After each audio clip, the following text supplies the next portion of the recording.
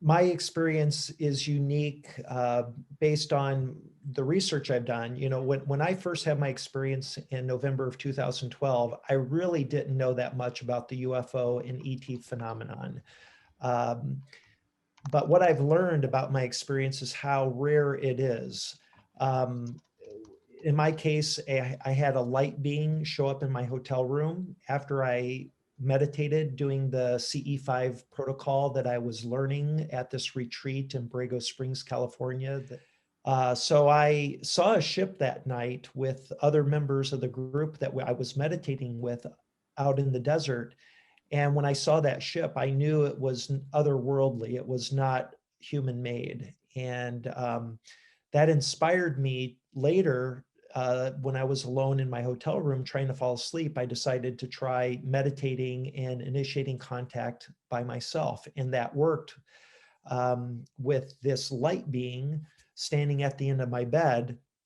And to make a long story short, he ended up, after, a greeting I gave him, approaching me, and then literally and slowly and very intentionally um, merging with my body. And I could feel this. It was like a tingly sensation as he was merging with me. And I was freaking out, but I forced myself to sit still because I did believe that I was witnessing a very benevolent being. It felt like a very good divine being. That's all I can say. I just knew it was a good energy. And I knew that what I was seeing and experiencing was so out of this world that I didn't want it to end. And I forced myself to stay calm and sit through it. And um, what that initiated was what was called a communion experience. And this, I believe, is the very same kind of communion experience and definition uh, that Whitley Strieber speaks about in his book Communion. Um, and what I learned through this 13 days of communion with Tejbar, and what I mean by that is we were in this state of communion where in one physical body you have two conscious beings. I mean, imagine that. And that you're able to communicate with that other being who's a higher dimensional being, and you get to ask any question you want. And every time I would ask a question, my mind was being blown, and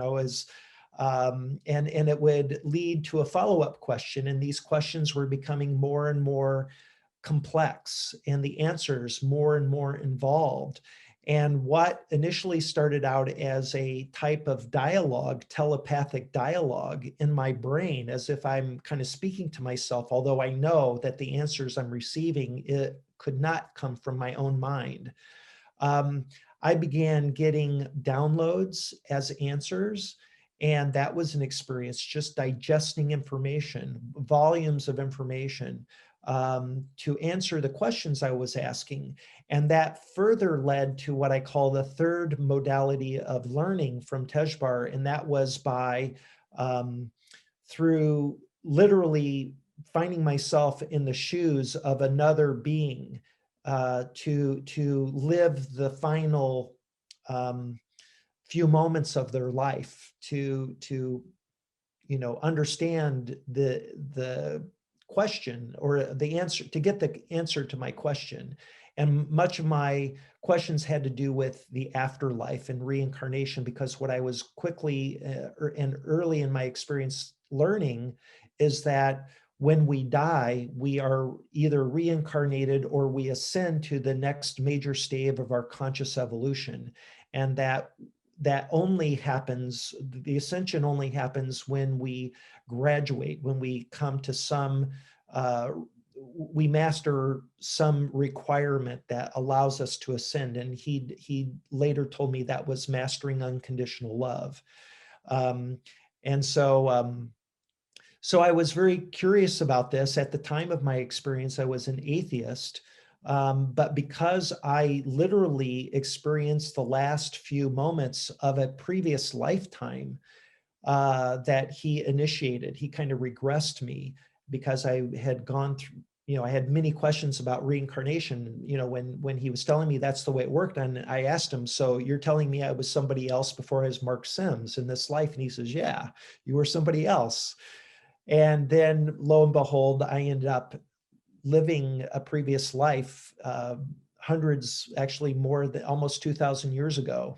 I experienced the last few moments of that life, which was quite an emotional experience because I was being, in effect, executed for being a rebel, a spiritual rebel. A Christian evangelist is what I was. And I write about this in my book, but that's very unusual. So what I'm describing and sharing with you, this experience I had as a consequence of my contact experience, is quite unusual.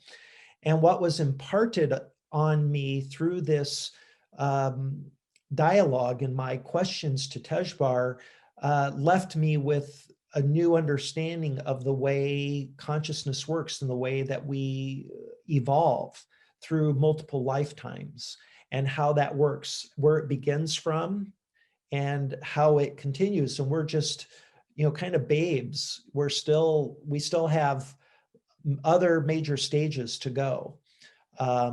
So he described what that's like because he had gone through those stages. He was a higher dimensional being who had once been human on Earth some 3,000 years ago. And he explained when he died 3,000 years ago, he ascended and continued his life experience and his conscious evolution in what he called the astral realm, which he explained to me as a hyperdimensional space. It's a realm in which the physical realm of 3 dimensions of space and 1 dimension of time is a subset. And he explained how there are these higher dimensions and you become a higher dimensional being, that you have this energy that survives physical death, that gets reincarnated. And we refer to it typically as the soul, but he called it the astral body. And that astral body continues to evolve. And eventually, when we master unconditional love and we ascend, then we're born into this new higher dimensional body that's the astral body. And it takes on the form, he said, of the merkabah, the star Merkabah. And in fact, many of the objects that I have personally seen when I do a CE5 are orbs, these bright orbs. And people have now photographed and videoed these orbs, including myself, many times. And these orbs are very fast spinning merkabahs. These are higher dimensional beings that, at least some of them, I believe, were human at one time and now are astral beings, our ancestors. These are the ancestors that the indigenous speak of, and they take that form.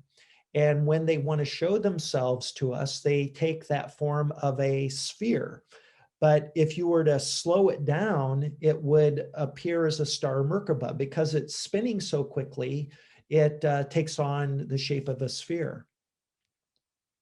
So, I feel that that's, one of the unusual aspects is that I was given this very well-defined model of how we go through major stages of conscious evolution to get to be human consciousness, and that it doesn't stop here, that we continue this process. And that's pretty cool. So we're almost bringing people back from the breakout groups, but so our mission is to learn unconditional love. That was the download you got. Any advice for us?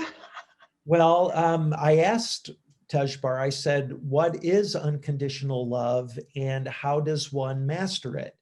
And he told me that is for you to find out and discover on your own.